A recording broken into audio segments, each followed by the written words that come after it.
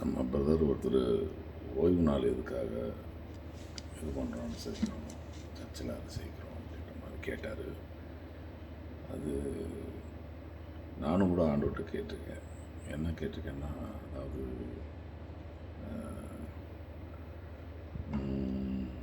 என்ன சொல்கிறது, அதாவது 5 நாட்கள்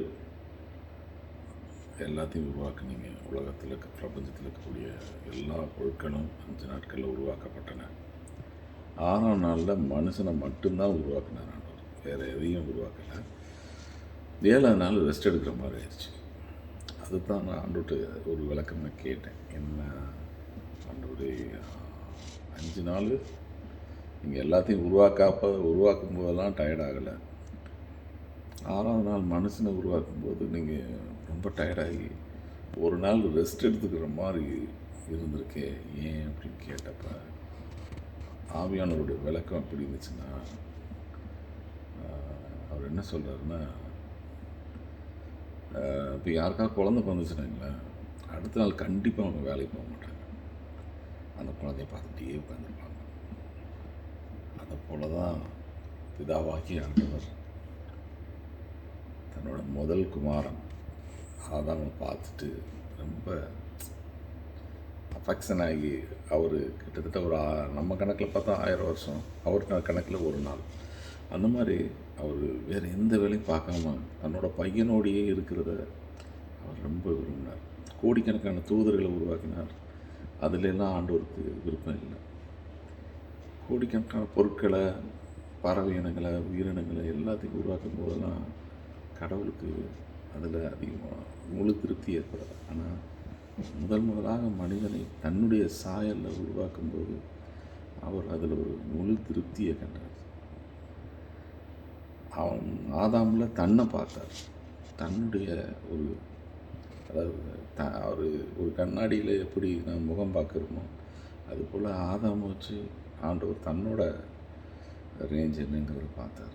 அந்த மாதிரி ஒரு நல்ல விஷயம். அதுக்காகத்தான் 7ஆவது நாள் ஓய்வு நாளாக அனுசரிக்கப்படுது. அந்த 7ஆவது நாள் ஆண்டவர் எப்படி ஆதாமோட ஸ்பெண்ட் பண்ணாரோ அதுபோல் நம்ம சபையில் ஸ்பெண்ட் பண்ணணும். மீதி இருக்கிற நேரத்தை குடும்பத்தோட, பொண்டாட்டி பிள்ளைகளோட நம்ம ஸ்பெண்ட் பண்ணுறதுக்காக தான் அந்த ஓய்வு நாள் உருவாக்கப்பட்டது. அதுக்கு மேலே நீங்கள் சரீரத்துக்கும் மனசுக்கும் ரெஸ்ட்டு கொடுக்கணுங்கிறதுக்காக தான் ஓய்வு நாள் உருவாக்கப்பட்டது. இந்த ஓய்வு நாளையே நீங்கள் வேலை நாளாக மாற்றாமல் போகிறது அது உங்கள் இஷ்டம். ஆனால் ஆண்டவர் கம்பல்ஸ் பண்ணலை.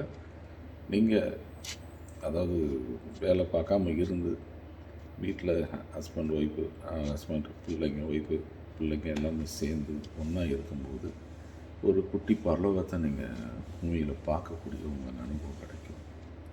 சபைக்கு ஒழுங்காக போங்க. சபைக்கு போகும்போது உங்களுக்கு ஒரு நல்ல இது கிடைக்கும், ஒரு ஆறுதல் கிடைக்கும். ஏன்னா இயேசுநாதர் அந்த என்ன சொல்கிறது, 6 கற்சாடிகளை நிரப்பினார் இல்லையா? 6 கற்சாடிகளை திராட்சை ரசமாக மாற்றி அதை நிரப்பினார். அது என்ன கணக்கு ஆண்டவரேன்னு கேட்டோம்னா, அவர் என்ன சொல்கிறாருன்னா, இந்த 6 கற்சாடிகளும் 6 நாட்கள். 6 நாட்கள் நீ சந்தோஷமும் சமாதானத்தோடும் இருக்கணும்னா 7ஆவது நாளாகிய ஓய்வு நாளில் சபைக்கு போய் அந்த 6 கற்சாடிகளும் இயேசுநாதருடைய தயவுனால நிரப்பிக்கிட்டு நீ மிச்சம் இருக்கிற 6 நாட்களை சந்தோஷமாக கழிக்க வேண்டும் அப்படின்னு ஆவியானவர் ஆசைப்படுறார். அதனால் இயேசப்பா சொல்கிறது நல்லா கேளுங்க. 6 நாட்கள் நீங்கள் சந்தோஷமாக இருக்க வேண்டும் என்றால் ஒரு நாள் இயேசுநாதரோட பாதப்படியில் உட்கார்ந்து உங்களுடைய கற்சாடிகள், அதாவது நம்முடைய உடம்பே ஒரு கற்சாடி தான், இது எம்டி ஆகிடக்கூடாதுங்கிறதுனால இதை திராட்சை ரசத்தினால் நிரப்புறாரு. திராட்சை ரசங்கிறது எதுக்காக கொடுக்கப்படுதுன்னா மகிழ்ச்சிக்காக கொடுக்கப்படுகிறது. மகிழ்ச்சியாக இருக்கிறதுக்காக திராட்சை ரசம் நம்ம குடிக்கிறோம் இல்லையா?